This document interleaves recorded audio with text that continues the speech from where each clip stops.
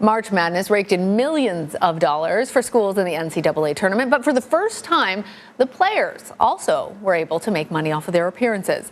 The NCAA passed a new policy last July allowing college athletes in Divisions 1, 2, and 3 to make money off of their name, image, and likeness. They are known as NIL deals. College athletes can make money endorsing products or posting about a company on social media. College football players take the biggest share of endorsement money, over 50%. But when it comes to college basketball, the women are earning more NIL compensation than men, almost 18% of endorsement money. For more, Ariana Freeman joins us now. She is a CBS Evening News associate producer who played college basketball at Louisville and Colorado. Ariana, happy Easter. It's great to have you here. You wrote about this on CBSNews.com, but before we even dive into your piece, do you wish that you had had the ability to make money off of all the hard work you put into playing college basketball?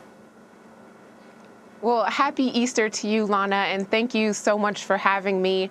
Man, I wish that this passing would have came just a year sooner, because it is just such a great opportunity for these college athletes to take control of their name, image, and likeness. And I definitely wish that I would have had this opportunity while I was playing all those years. And were you surprised as you were researching this to learn that the women are making more than the men in NIL compensation?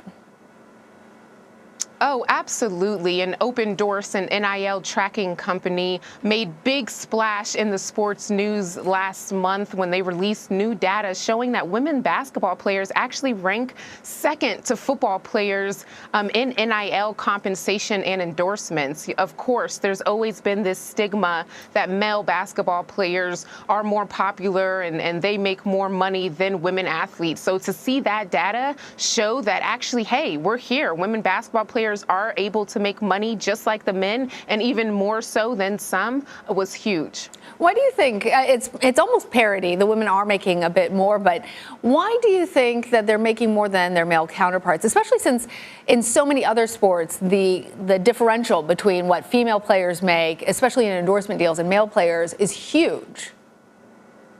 Oh, well, I think it all comes down to just the marketability of women. And that's how Open Doors gets all of their data and how they come up with these numbers. For instance, I spoke to Zaya Cook, who has over 228,000 followers on Instagram, and Open Doors ranked her third on the list of the top 10 highest paid players in the Final Four last month. And that's because they're looking at her likes, her comments, how interactive is she with her audience.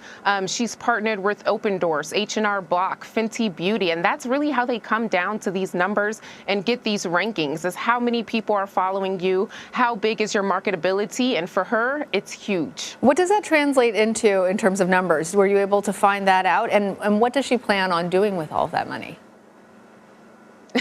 Well, I can tell you, Lana, that I didn't have to file my taxes until just this year. So she is making enough money to have to file her taxes, which she did last week with one of her partners, H&R Block. And so right now she has an evaluation of about $8,000 per Instagram post that she makes. Whoa. So say DoorDash, for instance, wants to partner with her and say, hey, you have a great following. How much, do we need to pay you to get one of our brands or one of our deals posted onto your page? And she will say 8,000 buckaroos. That's a lot of money. She tells me she doesn't even want to look at it, and she's just worried about saving.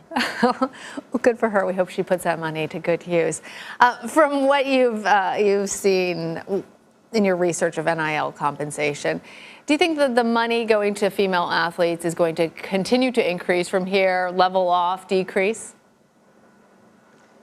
I think the sky is the limit for women athletes, and especially now. Well, let's just take it back to last year. The U.S. Supreme Court just passed this legislation saying that college athletes can make money off of their name, image, and likeness. So just in year one, we see that women basketball players are ranked second behind football players in making the most money off of their name, image, likeness. And I only see this going up from here. I think a lot of other women athletes, soccer players, baseball players, softball players. Everyone's looking at athletes like Zaya, like Paige Beckers, who's ranked #1, and seeing how much money that they can make off of their NIL deals. And I think they're going to keep just poking and trying to see how much that they can make.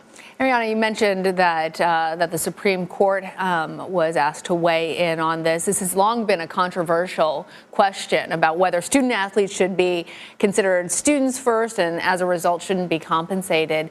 But as we all know, there's still a long history of colleges paying student athletes under the table or other companies doing so, either in cash or other improper benefits. Does these new NCAA rules have an impact on that? Has it eliminated rather some of this under the table dealing? Oh, absolutely. And I think that's what really played into the Supreme Court passing this.